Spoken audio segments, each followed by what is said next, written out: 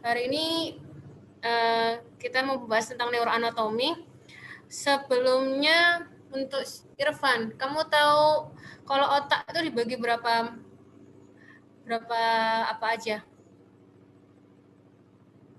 Izin dokter, izin jawab. Otak sepaham saya dibagi dua, jadi ada supratentorial sama infratentorial dokter. Supratentorial dibagi dua, ada dua hemisfer dokter. Kalau infratentorial dibagi jadi cerebellum sama brainstem dokter. Jadi dokter.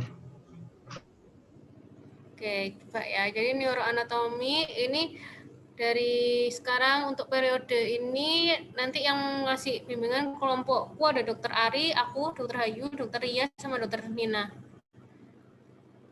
Nah, ini yang penting dulu kita harus tahu pembagian susunan saraf pusat, susunan saraf. Itu ada susunan saraf pusat sama susunan saraf tepi. Untuk susunan saraf pusat atau yang bisa kita singkat SSP itu ada otak sama medula spinalis. Sedangkan untuk susunan saraf tepi ada banyak. Nah, untuk susunan saraf tepi ada bimbingan sendiri nanti sama dokter angkatannya Dokter Yuda. Udah belum, Dek?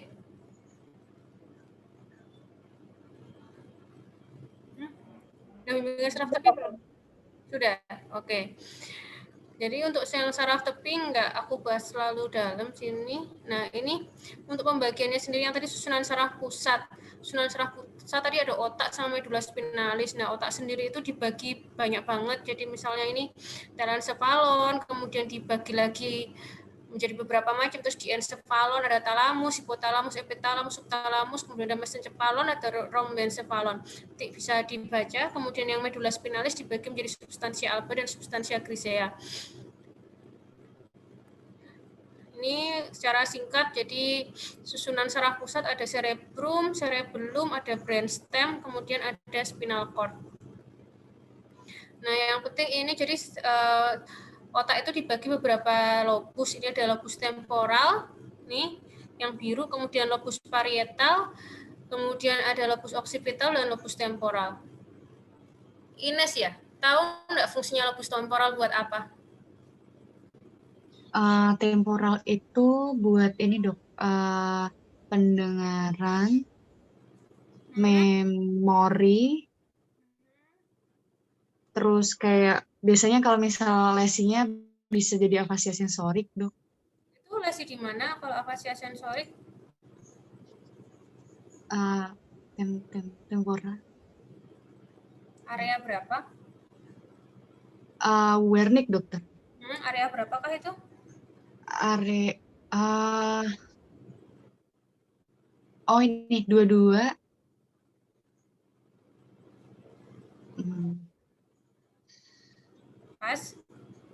Pas. Oke, nanti kita bahas selanjutnya. Untuk kalau lobus occipital, Yusuf, tahu nggak fungsinya buat apa? Visual dokter. Misalnya untuk apa? Kalau ada gangguan di situ, misalnya ada gangguan apa? Hemianopsia bisa. Lainnya? Occipital. Tahu saya visual dokter. Oke, kita lanjut ya. Jadi untuk yang dari lobus ini kita ada berbagai macam girusnya juga, kalian bisa baca itu. Kemudian ini juga dari potongan yang dari bagian dalam ini ada beberapa korpus callosum dan lain-lain. Terus ini tadi ya, jadi fungsinya lobus frontal tadi yang sudah aku tanya ini lobus frontal. Dia bisa untuk fungsi intelektual, kemampuan berpikir, abstrak, dan motorik bicara. Jadi kalau yang tadi Ines bilang ya, misalnya tadi di lobus temporal, itu ada afasia sensorik tadi, Ernest Wernicke. Kalau yang di lobus frontal, itu bisa di area Broca, di hemisfer kiri. Hemisfer kiri itu jadi yang dominan, karena orang-orang cenderung yang dominan itu tangan kanan, jadi hemisfer yang dominan hemisfer kiri. Jadi kalau ada lesi di situ bisa jadi afasia motorik. Kemudian juga ada gyrus presentralis yaitu area motorik primer, kemudian juga ada area asosiomotorik untuk area premotor. Untuk lobus parietal, nah itu untuk pusat kesadaran sensoris di gyrus postsentral, area sensorik primer, juga ada area asosiasi sensorik. Kemudian untuk lobus occipital fungsinya yang utama untuk penglihatan. Kemudian lobus temporal itu juga selain pusat pendengaran untuk perkembangan emosi maupun pembentukan emosi. Nah, ini yang tadi. Jadi yang penting ini adalah untuk yang kalian tahu ini area 44, area 45 itu area Broca. Dia di gyrus frontalis inferior yang dominan.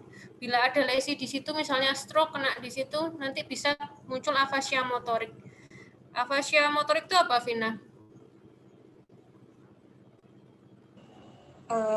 Dia bisa memahami perintah gitu, tapi dia nggak bisa merespon balik dari kata-kata yang disuruh gitu. Nah, ini kalau afasia sensorik itu biasanya pasiennya itu ngerti yang paling dia tuh ngerti kita ngomong apa, perintah apa, tapi dia nggak bisa mengeluarkan kata-kata. Sebagai contoh misalnya kamu untuk tahu Pak kedipin mata, dia bisa ngedipin mata, tapi ketika dia untuk bicara angkat tangan bisa, tapi ketika dia untuk mau ngomong itu nggak bisa. Kalau afasia sensorik tadi yang dibilang sama Ines artinya apa, Ramdhani? Kalau misalkan afasia sensorik itu suara saya terdengar, dokter? Iya, terdengar. Kalau misal afasia sensorik itu dia tidak bisa memahami apa input yang diberikan oleh orang lain, tetapi dia itu fluen dalam hal berbicara, tetapi bicaranya itu tidak berisi, dokter. Oke, kamu tahu afasia itu ada apa aja enggak? Afasia itu ada 8. Ada afasia global, afasia Broca atau motorik, kemudian afasia sensorik atau afasia Wernicke, kemudian ada afasia transkortikal. Transkortikalnya ada campuran, ada motorik, ada sensorik, kemudian ada anomik, satunya ada itu udah 8 belum ya? Nah. Satunya konduksi, dokter. Oke, kalau afasia konduksi tahu enggak apa? Itu apa namanya? Kan di antara lupa. Di antara area pokoknya ada zona konduksi. Nah, kerusakannya di situ, Dok. Jadi dia klinisnya apa, Dek? Belum tahu, Dok, kalau klinisnya, Dok. Enggak apa, tapi udah bagus kok kamu udah tahu beberapa macam-macamnya afasia. Kalau afasia konduksi itu dia gangguannya cuma di repetisi. Yang lainnya umumnya bagus, cuma gangguannya repetisi. Kalau yang menurutmu yang paling parah itu afasia apa dari semua yang kamu sebutin tadi? Afasia global, Dok. Kalau global itu gimana? Jadi sensoriknya tidak bisa, kemudian motoriknya juga tidak bisa, Dok. Jadi dia tidak fluen, kemudian tidak repetisinya juga tidak, komprehensinya juga tidak ini, Dok. Oke, ada defisit. Untuk yang lainnya kalian baca sendiri ya. Tuh bisa tanya temanmu tuh, dia udah baca banyak tuh. Kemudian untuk yang penting itu terus ini ada di sini ada pusat gyrus presentralis area 4 ini dia untuk pusat motorik. Kemudian yang gyrus postsentralis yang 1 2 3 ini untuk pusat sensoris. Kemudian nih ada yang penting juga area 8. Area 8 ini untuk mengatur frontal lapang pandang mata. Selanjutnya cerebellum. Cerebellum coba yang mau tanya siapa ya? Arif. Fungsinya cerebellum apa, Dek? Yang kamu tahu? Jadi dokter, cerebellum untuk mempertahankan keseimbangan, dokter. Itu yang paling utama. Kemudian kesadaran bisa. Oke. Ya. Jadi ya, cerebellum itu bisa dibagi jadi secara anatomi lobus floculonodular, lobus anterior dan lobus posterior. Ini kalian bisa lihat gambarnya. Tapi juga ada yang membagi secara fungsional yaitu spinocerebellum, vestibulocerebellum dan cerebrocerebellum. Vestibulocerebellum ini sama seperti flocculonodular lobus, kemudian spinocerebellum ini sama dengan yang tadi bisa juga disebut ini vermis, kemudian cerebellum itu yang kanan kirinya itu. Nah, ini untuk pembagiannya ada beberapa. Secara tradisional itu dibagi jadi archicerebellum, paleocerebellum, neurocerebellum. Kemudian secara transversal dibagi menjadi lobus anterior, lobus posterior, dan lobus flocculonodularis. Dari 3 lobus tersebut itu sebenarnya dia punya fungsi sendiri-sendiri. Misalnya archicerebellum atau disebut juga flocculonodularis, dia itu untuk koordinasi keseimbangan. Kemudian untuk paleocerebellum atau spinocerebellum, dia itu untuk fungsi gerakan stereotip dan propulsif seperti berjalan. Sedangkan untuk neurocerebellum atau lobus posterior itu untuk koordinasi gerak terlatih, kontrol keseimbangan, dan tonus otot. Yang vermis yang di tengah tadi, di antara hemisfer kanan kirinya itu untuk mengontrol koordinasi tonus otot yang badan, sedangkan untuk yang hemisfer cerebelli yang kanan kiri itu untuk mengontrol koordinasi dan tonus otot anggota gerak yang ipsilateral. Yang selanjutnya ini medula spinalis. Medula spinalis bisa kita bagi jadi 31 pasang saraf, yaitu 8 pasang saraf servikal, 12 pasang saraf torakal, 5 pasang saraf lumbal, 5 pasang saraf sakral, dan 1 pasang saraf koksigel. Oke. Ini masih sama. Di spinal cord sendiri, ini potongan medula spinalis. Nah, yang paling penting sih ini, tapi kalian nggak usah hafal semua. Jadi di medula spinalis ini ada traktus-traktus sendiri yang mengatur mengatur berbagai macam hal, misalnya untuk sensorik, motorik, keseimbangan, kemudian lain-lain. Dan ini penting untuk klinis, misalnya ada lesi misalnya di sini nih, di fasciculus gracilis atau di kolum dorsalis. Ini nanti klinis yang di situ yang muncul sesuai dengan fungsi dari kolumna dorsalis. Akan dibahas di slide selanjutnya. Untuk saraf kranialis. Oke. Ada yang hafal saraf kranialis dari 1 sampai 12?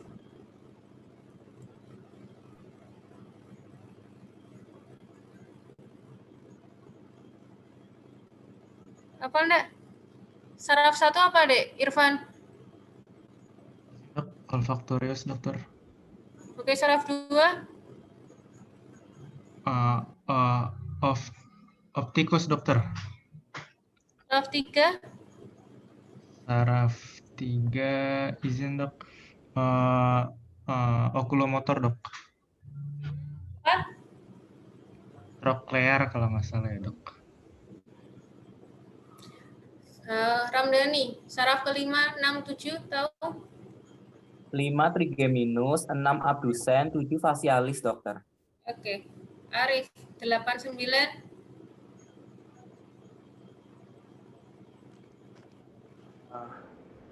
8.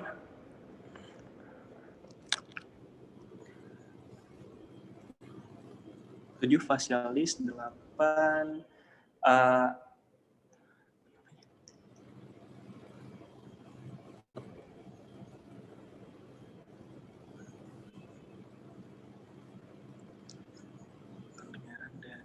Pas? Bentar, dok. Kok saya ngeheng ya, dok? Bentar.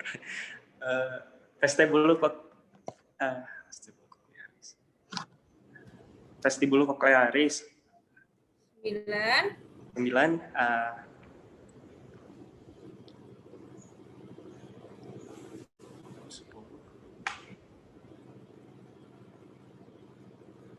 Pas, dok.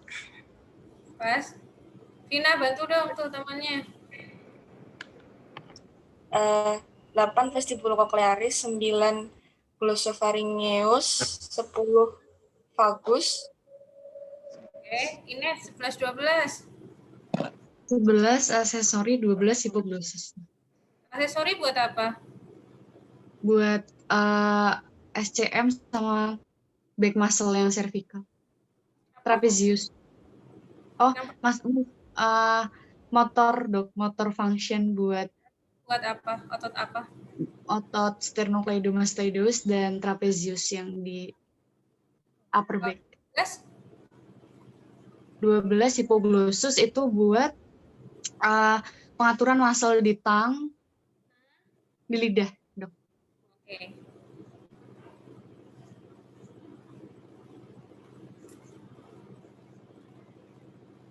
Ini ya.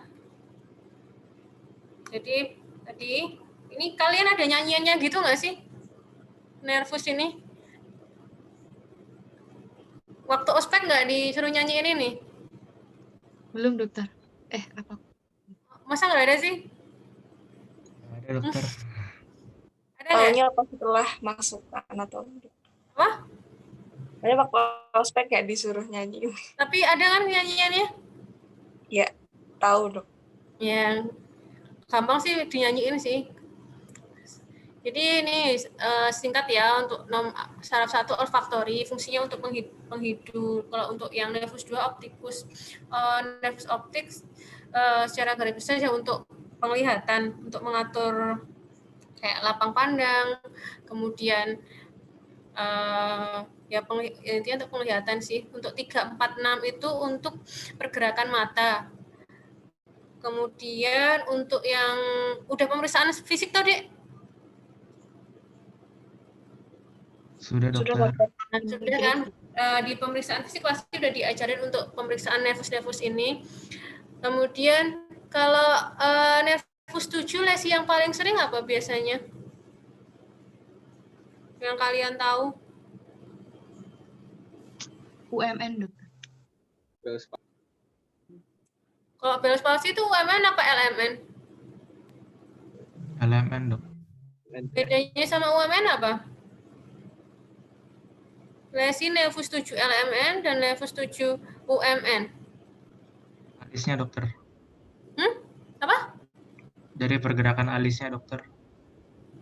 Pergerakan alis, kalau maksudnya gimana? Kalau LMN itu nggak bisa diangkat, tapi kalau UMN itu salah. Iya dokter. Kalau UMN itu masih bisa diangkat.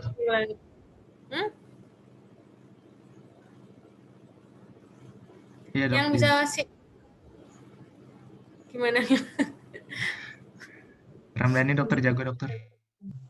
Jadi kan ini dok, kalau misal nervus 7 itu kan ada LMN sama UMN. Nah, batasnya itu yang dipersarafi itu kan di sudut matanya. Jadi kalau misalkan UMN itu kan dipersarafi hemisfer bilateral, dokter.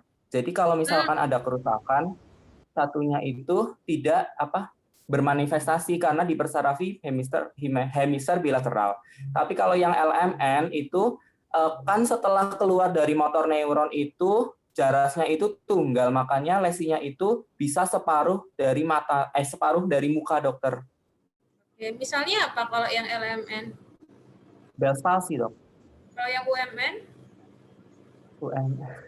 Stroke, dok. Ya, oke. Ini lanjut untuk nervus 8, dia lebih ke pendengaran sama keseimbangan.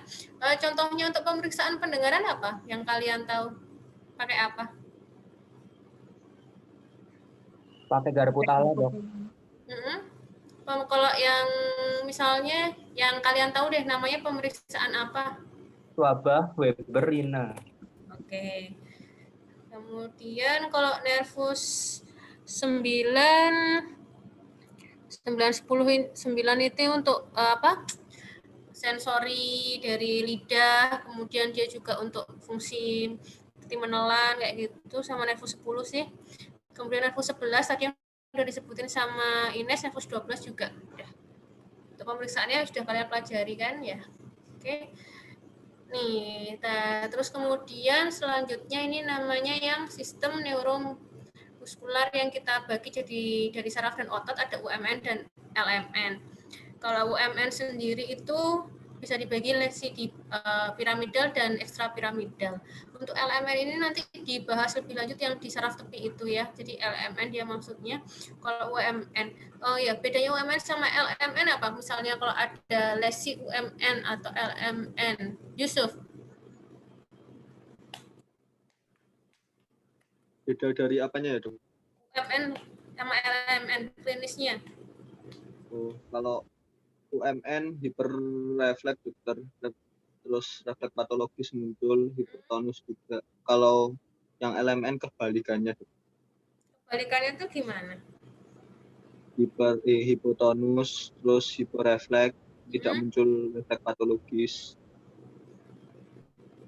Kalau yang ada atrofi yang mana? Atrofi yang LMN, dokter. Kalau UMN bisa nggak dia jadi atrofi? Bisa, dokter. Tapi lama, dokter. Namanya apa tahu nggak? Diffuse atrofi, dokter. Oke, sip. Ini ya, jadi UMN sama LMN. Lesi UMN itu ya dari korteks sampai di motor neuron di medula spinalis, sedangkan lower motor neuron itu dari motor neuron di medula spinalis sampai di motor end plate. Lesi UMN itu bisa banyak ya, paling sering karena stroke, kemudian bisa juga tumor di otak atau medula spinalis, kemudian juga trauma, kemudian infeksi misalnya meningoencephalitis. Kemudian untuk lesi LMN bisa banyak juga, misalnya trauma, toksis, degeneratif, vaskular, neoplasma, atau malformasi kongenital yang misalnya mungkin yang kalian sering temukan misalnya seperti GBS itu juga masuk lesi di LMN. Myasthenia gravis itu juga LMN. Ini tadi sudah disebutin ya sama tadi sama Yusuf ya. Jadi udah benar. Jadi untuk yang UMN itu bisa nanti spastik, hiperrefleks, hipertoni, terus refleks Babinski atau refleks patologisnya positif, dan atrofinya bisa tidak ada, tapi bisa muncul ketika sudah lama atau diffuse atrofi dan dia tidak ada vasikulasi atau fibrilasi. Sedangkan untuk LMN dia bisa flasid, hiporefleks, hipotoni, refleks patologisnya negatif, kemudian atrofinya ada dan didapatkan vasikulasi. Oh ya, kalian tahu enggak penyakit yang bisa muncul lesi UMN dan LMN-nya?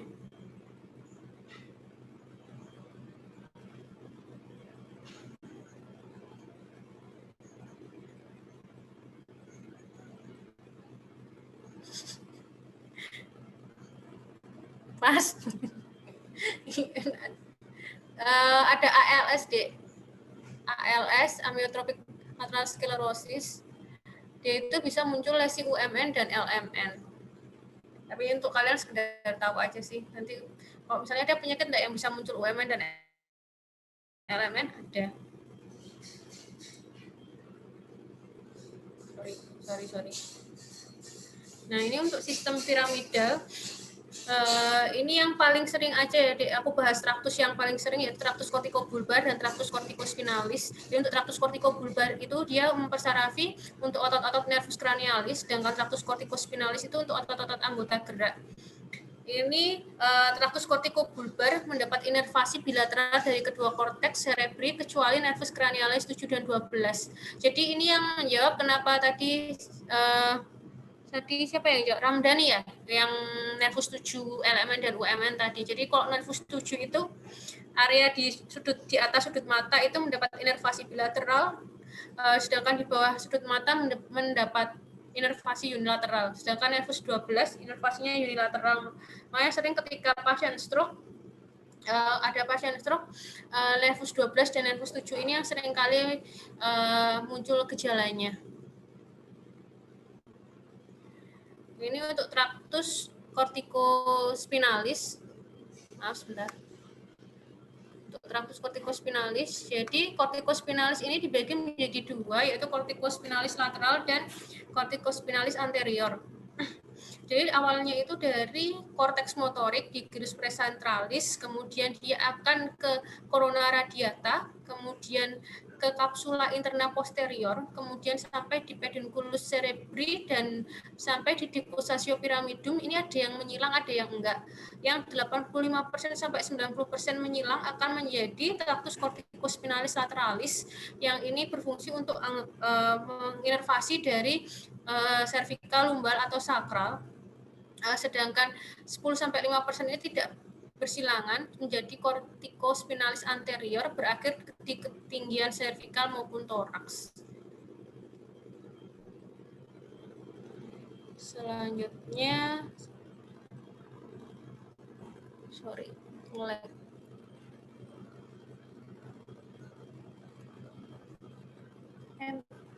Sorry. Nah, ini untuk yang traktus kortikobulbar.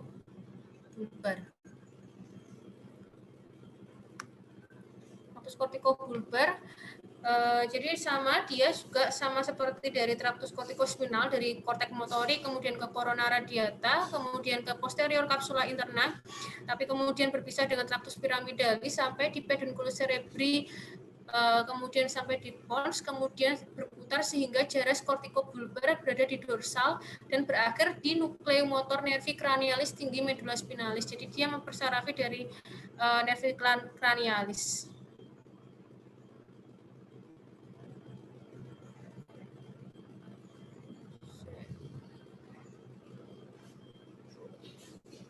Sorry deh, agak nge-lag.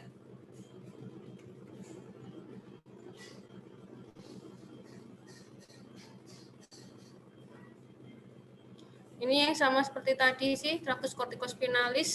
Maaf.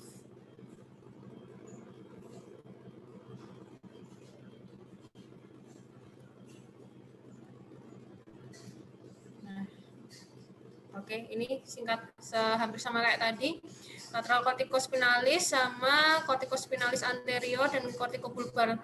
Jadi yang ini untuk kortikospinalis lateralis untuk gerakan tangan dan kaki, untuk yang kortikospinalis anterior untuk kontrol leher dan badan, kortikobulbar itu untuk pergerakan dari nervus cranialis. Nah, lesinya sendiri bisa bermacam-macam di sistem piramidalis ini. Tadi kan dari sistem piramidalis itu dari korteks, dari kapsula, mesencephalon, dan lain-lain. Jadi misalnya di korteks cerebri nih, ada bisa menimbulkan lesi, misalnya stroke nih, ada stroke emboli di korteks. Nah, ini bisa menyebabkan hemiparese kontralateral dan parese nervus 7 dan 12 kontralateral. Lesi di kapsula interna itu di bagian subkorteks. Jadi dia bisa menimbulkan hemiparese kontralateral juga dan parese nervus 7 dan 12 kontralateral. Tapi biasanya perbedaannya dari lesi di korteks maupun di kapsula interna ini bisa hemiparesenya itu kekuatan ekstremitas atas sama ekstremitas bawahnya itu tidak sama. Misalnya untuk lesi di korteks nih hemiparese kanan.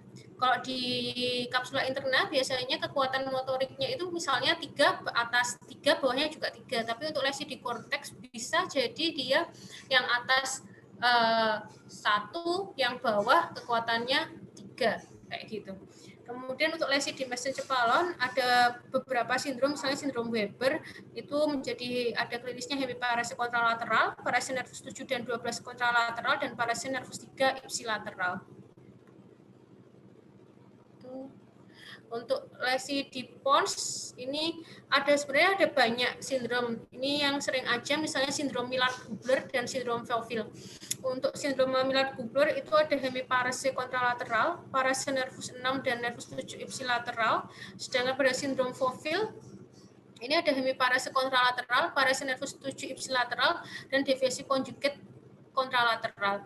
Sedangkan lesi di medula oblongata ada sindroma de Yerin, misalnya akan menimbulkan seperti hemiparese kontralateral, parese nervus 12 LMN ipsilateral, gangguan proprioseptik ipsilateral. Kemudian lesi di medula spinalis bisa jadi tetraparese atau paraparese.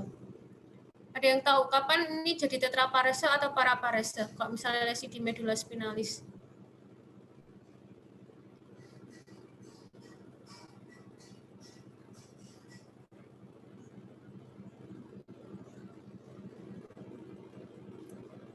Irfan tahu enggak?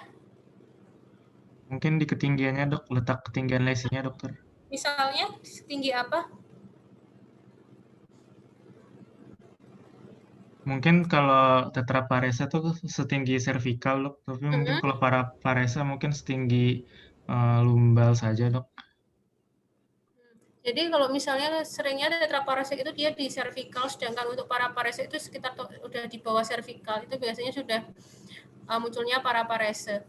Karena kalau kalian lihat sendiri kan kalau kalian lihat di misalnya dermatom atau myotom itu tangan itu kan cuma sampai sekitar C8T1. Jadi setelah itu sudah untuk mempersarafi yang bagian bawah. Nah, sistem ekstrapiramida selanjutnya. Kalian tahu contoh lesi atau klinis gangguan ekstrapiramidal yang sering kalian tahu? Sakit apa? Parkinsonisme, Dok. Itu lesinya di mana, Dik? Ini ada banyak nih. Di sistem ekstrapiramidal ada area 468, ganglia basalis, nucleus rubber, cerebellum. Kalau Parkinson yang mana tuh? Substansia nigra, dokter. Substansia nigra. Oke. Jadi ini ya. Jadi kalau sistem ekstrapiramidal, sebenarnya sistem ekstrapiramidal ini tidak sesimpel ini. Sebenarnya dia banyak banget dan rumit. Cuma disebutkan ini sistem ekstrapiramidal itu bisa dari area 468, ganglia basalis, kemudian nucleus rubber, dan cerebellum. Fungsinya sendiri itu untuk memulai dan memperhalus gerakan tubuh dan anggota gerak. Nah, sirkuitnya dari sistem ekstrapiramidal ini ada beberapa macam, sirkuit 1, sirkuit 2, dan sirkuit 3. Tapi ini memang harus baca benar-benar untuk sirkuit-sirkuitnya ini. Untuk kalian sih sekedar tahu seperti ini aja kayaknya udah cukup. Jadi misalnya sirkuit 1 itu yang melalui cerebellum akan memunculkan klinis seperti misalnya di vermis depan itu akan menunjukkan gait ataxia, sedangkan kalau vermis di bagian belakang ada truncal ataxia, kemudian bila di hemisfer cerebellum bisa jadi limb ataxia. Sedangkan sirkuit 2 itu misalnya di daerah striatum bisa menimbulkan penyakit Parkinson, kemudian di sirkuit 3 itu ada 2 yaitu di nukleus lewat nukleus caudatus atau globus pallidus akan memunculkan gerakan seperti choreoatatosis, sedangkan di nukleus corpus luisi akan menimbulkan lesi hemibalismus. Pina tahu ataksia itu gimana?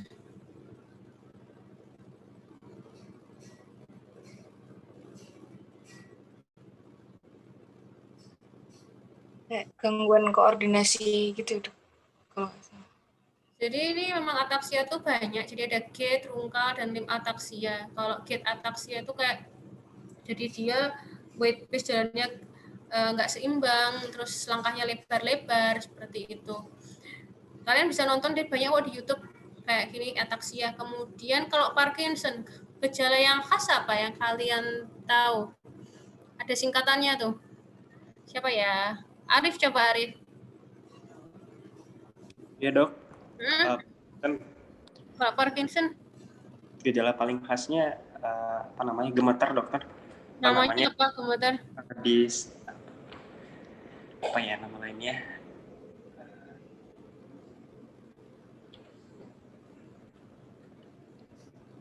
Disorientasi gerakan. Apa ya namanya? Apa?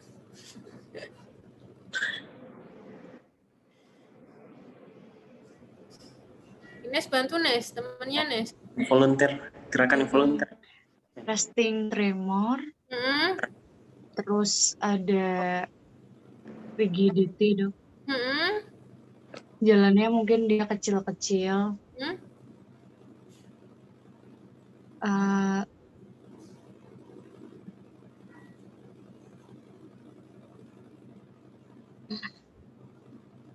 Baru ingat itu, Dok. Ada yang pernah tahu itu singkatan TREP? Oh, iya. Apa tuh kira-kira?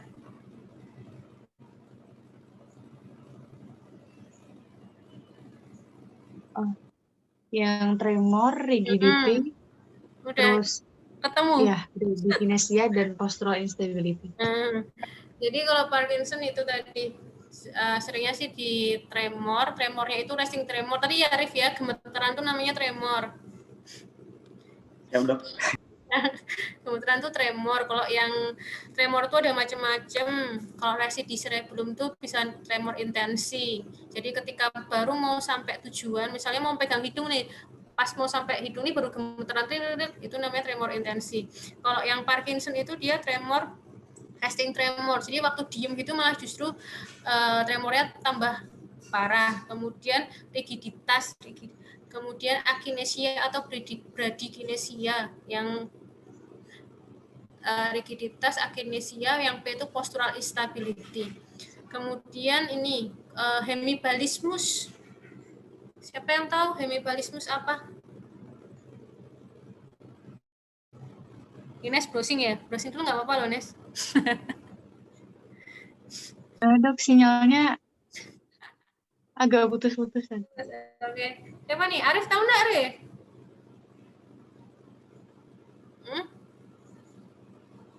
Belum kamu mute, belum kamu unmute. Mohon maaf dokter, hemibalismus. Hemibalismus. Hemibalismus. Mas dokter. Ramdhani bisa bantu?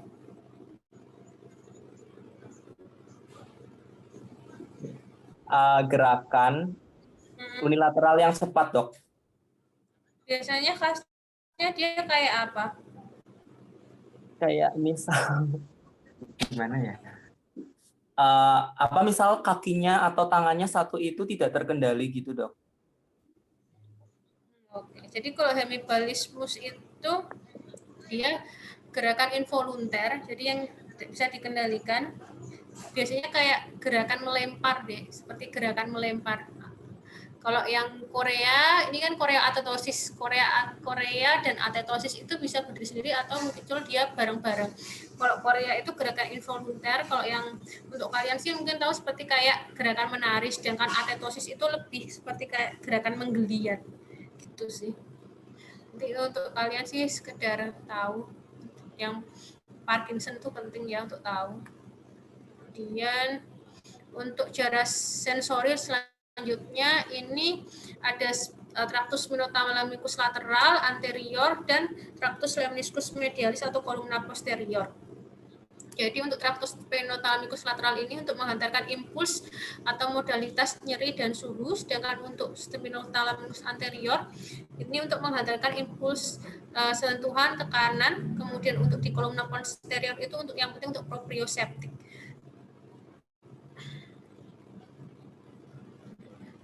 Nah, ini bisa kalian baca sih untuk tractus spinothalamikus anterior itu awalnya dari neuron dari kan ini kok sensoris itu dari reseptor ya, kemudian dari bawah melalui radix posterior, kemudian ke funiculus posterior medulla spinalis, kemudian naik 2-15 segmen dan dapat memberikan kolateral ke bawah untuk 1-2 segmen, kemudian dia membentuk tractus spinothalamikus yang akan menyilang komisura anterior di depan kanalis centralis ke sisi yang berlawanan dan berlanjut ke daerah perifer anterior dari funiculus anterolateral, kemudian untuk berjalan naik ke nukleus ventralis atau ventralis di thalamus posterolateral, kemudian bersama dengan tractus spinothalamikus lateral dan lemniscus medialis. Sel saraf-saraf di thalamus akan menjadi neuron ketiga memproyeksikan impuls ke dalam gyrus postcentralis melalui tractus thalamocorticalis. Jadi untuk jarak sensori ini yang penting dia adalah dari resep dia akan berpusat di talamus, kemudian dari talamus itu akan ke korteks di gyrus postcentralis yang fungsi utamanya untuk memang mengatur sensoris. Kemudian ini ya untuk spinothalamikus lateralis, dia ini dari ujung saraf bebas di kulit, kemudian ke lateral radix posterior, kemudian di dalam medulla spinalis, cabang sentral ini terbagi menjadi kolateral pendek longitudinal, di mana di atas 1 atau 2 segmen berhubungan dengan sinap dan sel-sel substansia gelatinosa, kemudian menjadi neuron kedua yang bentuk tractus spinothalamikus lateral, kemudian dia akan menyilang ke komisura anterior dan berlanjut ke bagian lateral funiculus lateral ke alas thalamus. Nah, dari thalamus ini dia kemudian akan ke sama ke gyrus postcentralis, pusat sensori. Untuk yang selanjutnya ini ada funiculus posterior. Funiculus posterior ini juga disebut juga kolumna posterior untuk menghantarkan rasa raba spesifik atau proprioseptik. Jadi ini misalnya ini dibagi menjadi dua, fasciculus cuneatus dan fasciculus gracilis.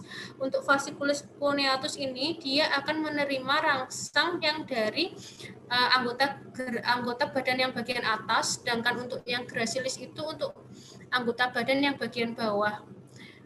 Jadi dari bawah, kemudian selaput sensoris dari anggota badan bawah atau anggota gerak atas bisa ke fasciculus gracilis untuk anggota gerak badan bawah, dan untuk dari anggota gerak atas ke fasciculus cuneatus. Kemudian akan berlanjut ke neuron kedua, yaitu setelah di nukleus gracilis atau nukleus cuneatus di medula oblongata, kemudian akan membentuk lemniscus medialis. Nah, lemniscus medialis ini kemudian akan menuju ke talamus, nukleus ventralis postlateral talamus, kemudian akan berlanjut ke korteks cerebri di gyrus postcentralis. Jadi semua jarak sensoris ini akhirnya sama ke gyrus postcentralis. Oke.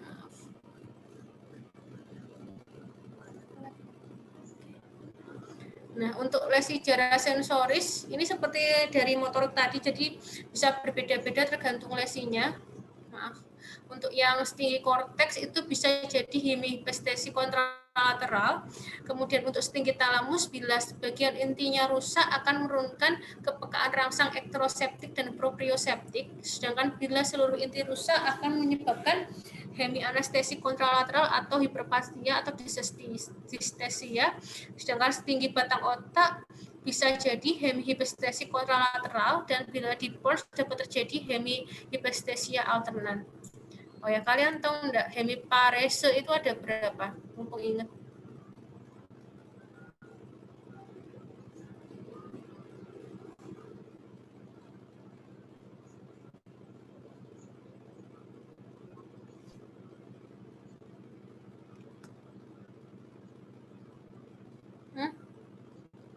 Ada berapa hemiparese?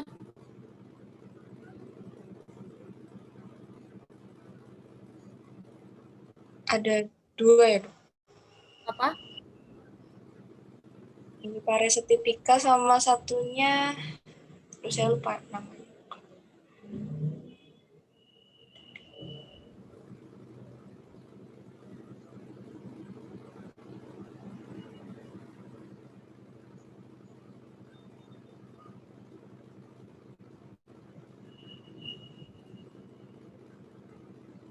Pas ini loh, alternan. Oh iya. Sebenarnya ada 3 ya, Dik ya. Hemiparese tipika, alternan, dan cruciata. Kalau hemiparese tipika itu ya parese nervus cranialis, misalnya stroke ya, stroke parese nervus cranialisnya sama sisi sama dengan hemiparesenya. Sedangkan kalau alternan ini dia parese nervus cranialisnya tempatnya itu berlawanan dengan hemiparesenya. Jadi beda. Sedangkan cruciata kalian harus cari, karena ini nanti kalau kalian cari pasti akan ingat. Kalau aku bilang pasti lupa. Cruciata namanya. Lesinya di decussatio pyramidum.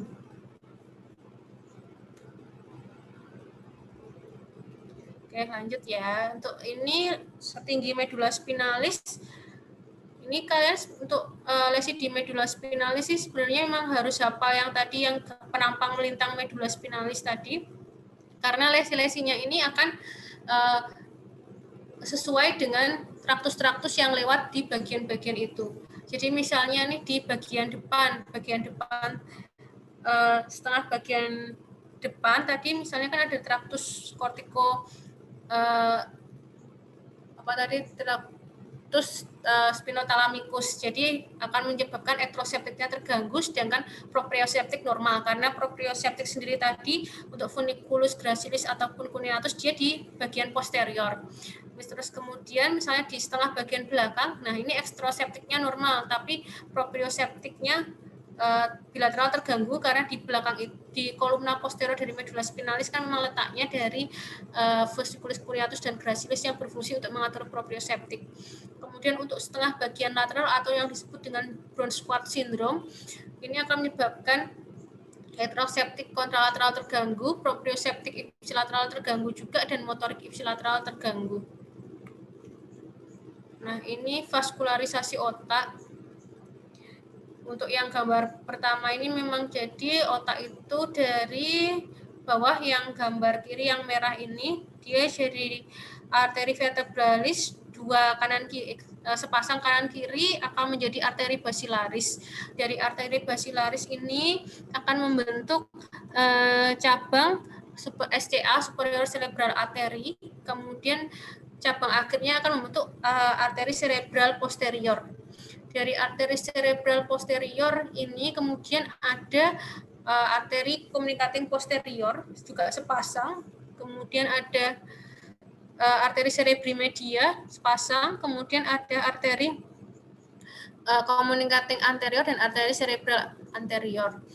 Ini penting untuk misalnya lesi ini seperti yang nih, yang di gambar yang sebelah yang kuning merah ini, hijau ini untuk kalian tahu, misalnya lesinya nanti CT scan nih, lesinya di bagian yang warna hijau, bagian di sekitar warna hijau. Oh, berarti yang di situ adalah yang terganggu arteri cerebri posterior. Gitu. Kemudian kalian bagi CT scan, di sini misalnya ada lesi yang di warna merah. Berarti di daerah yang berwarna merah berarti itu dari arteri cerebri anterior. Untuk ini untuk vaskularisasi otak juga penting yang namanya sirkulus bilisi. Sirkulus bilisi ini fungsinya sebagai untuk kolateral. Untuk kolateral itu misalkan nih di arteri cerebri anterior arteri cerebri anterior yang kanan terganggu nih, ada sumbatan di sini.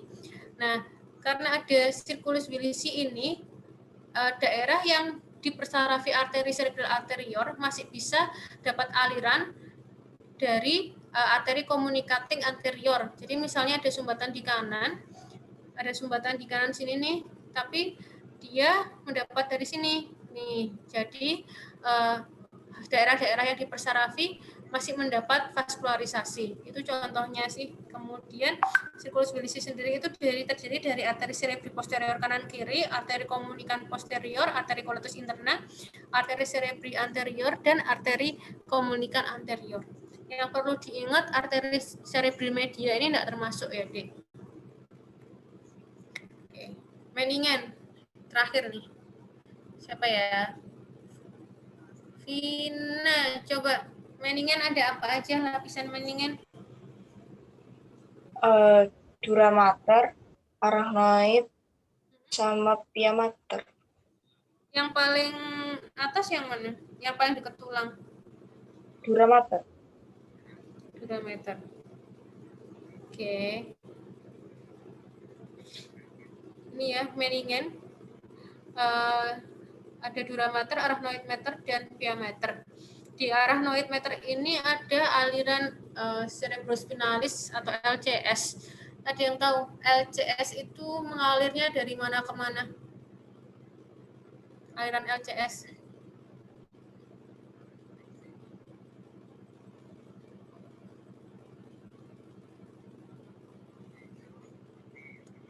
Irfan tahu, Irfan?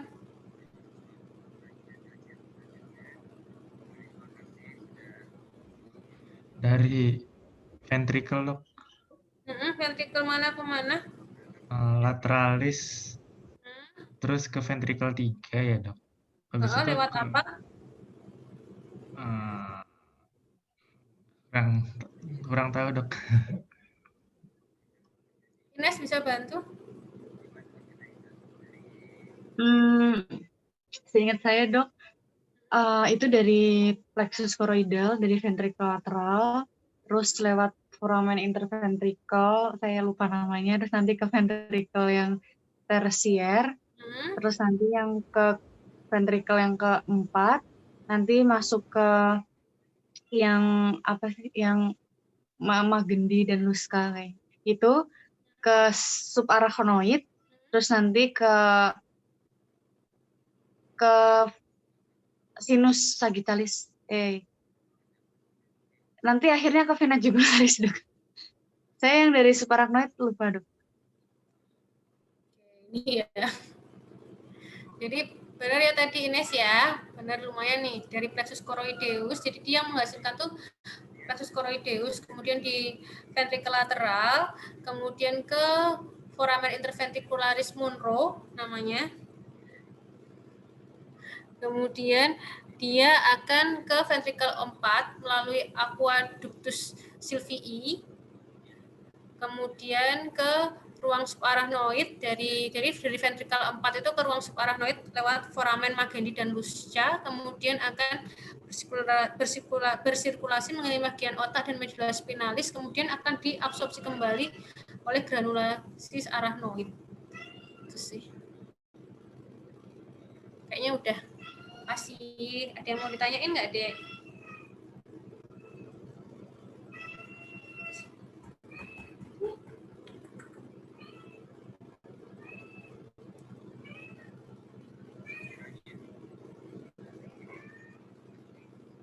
Ada nggak? Dokter, izin dokter. Wah. Tadi teman saya ditanyain dokter Bandi, Dok. Caranya bedain Bell spasi sama stroke yang gejalanya LMN gimana ya, Dok? Katanya stroke-nya adanya di batang otak. Nah, itu tadi mungkin kalau yang stroke dia ada yang tadi aku bilang hemiparese alternan. Coba kamu cari deh itu. Jadi mungkin dia kalau stroke jadi ada parese nervus 7 yang LMN bisa jadi, tapi dia ada hemiparesenya berbeda, kontralateral dari paresenya. Kamu cari hemiparese alternan nanti, ya. Yang tadi aku udah bilang, hemiparese alternan sama coba cruciata. Kalau ada sih yang maksudnya dokter Bandi mungkin yang hemiparese alternan itu. Kalau secara klinis memang sangat mirip ya, Dok. Nggak bisa dibedakan sama sekali, Dok. Apanya? Kalau Bell's palsy kalau kan secara klinisnya memang nggak bisa nggak ada. Kalau Bell's palsy itu kan dia nggak ada hemipares, kelemahan motorik anggota gerak. Ini kayak yang tadi Dodek sindrom yang aku ada sindrom Fovil, Millard-Gubler. Mana ya tadi ya? Sorry sih. Mana ya? Nih. Tuh yang di Millard-Gubler. Contohnya itu sih hemiparese kontralateral, ada nervus. Misalnya sih ini sih. Tadi dokter Bandi bilangnya gitu kan, yang apa namanya? Yang di batang otak gitu kan? Iya, ya, dokter. Mungkin Iya, maksudnya dokter. ini.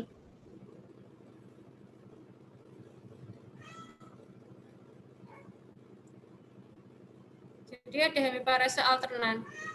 Khasnya itu sih.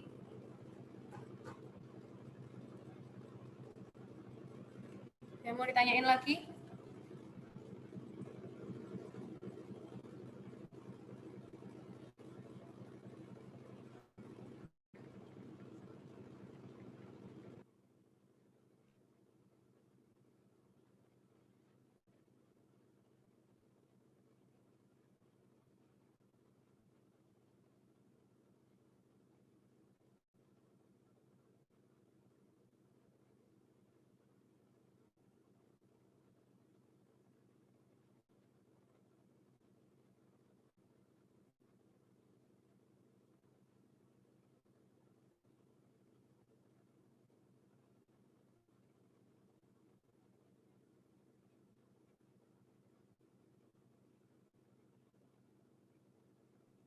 Izin bertanya, dokter.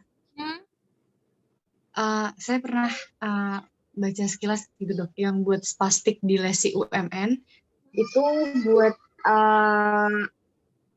pure buat dari kortikal lesinya itu tidak menyebabkan spastiknya, tapi juga ada tambahan dari aksesori motor pathway. Nah, ini aksesori motor pathway yang dimaksud itu apa ya, dok ya?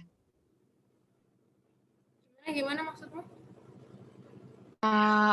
Spastik dilasi UMN itu bukan murni dari lesi dari korteks, mungkin kortika spinal, tapi dapat juga dari aksesori motor pathway-nya. Itu yang dimaksud aksesori motor pathway itu di mana ya, Dok? Oh, baca di mana, Dek? Coba nanti tak itu. Baca di mana kan? Di yang ini, Dok, yang stat pros yang PubMed itu, Dok. Yang stat pros, tau nggak? Coba nanti kamu kirimin dulu ya. Mungkin apa maksudnya piramidalnya itu atau gimana tak bacanya? Oh, iya dokter. Kasih. Oke.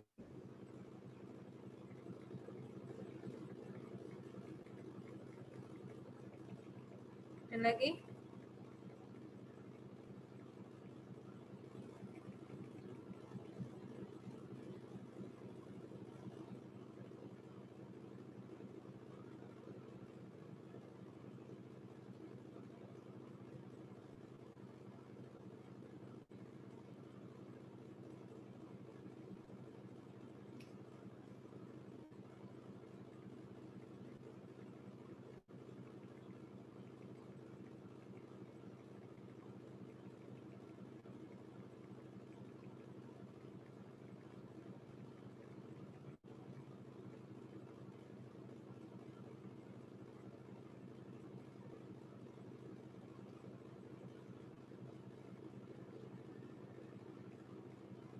Gak ada, Dek. Ada enggak?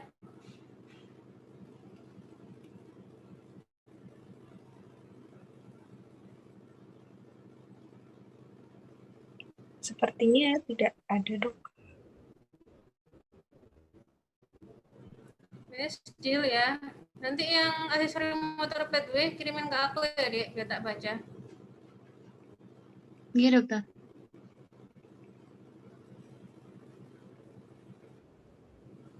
Oke, sama kalau nanti memang ada tak coba cari jawabannya. Oke. Ini kalian perlu PPT-nya nggak? Sangat perlu, dokter. Boleh, Dok. Oke, nanti tak kirim ya ke salah satu ya. Oke, makasih. Sekian untuk neuroanatomi. Sebenarnya ini banyak banget deh, kalau satu kali bimbingan sebenarnya nggak cukup. Baca-baca sendiri aja. Yang penting kalian tahu inti-intinya sih. Kalau untuk koas, dasar-dasarnya tahu. Yang penting tadi fungsi lobus itu, kemudian area-area yang cukup familiar seperti area Broca, Wernicke, kemudian area untuk motorik, dan lain-lain itu. Kemudian untuk traktus ya paling cuma yang kalian perlu tahu yang seperti yang di sini. Aliran LCS oke. Nervus cranialis penting ya, dihafalin 1 sampai 12 dan fungsinya untuk sekilas kalian tahu. Penting juga bedain yang bel spasi sama stroke nervus 7 sama elemen UMN itu penting. Sama vaskularisasi juga boleh lah. Oke, ada kurangnya mohon maaf. Semoga bermanfaat. Assalamualaikum warahmatullahi wabarakatuh. Waalaikumsalam warahmatullahi Waalaikumsalam warahmatullahi wabarakatuh. Terima kasih, dokter. Dokter.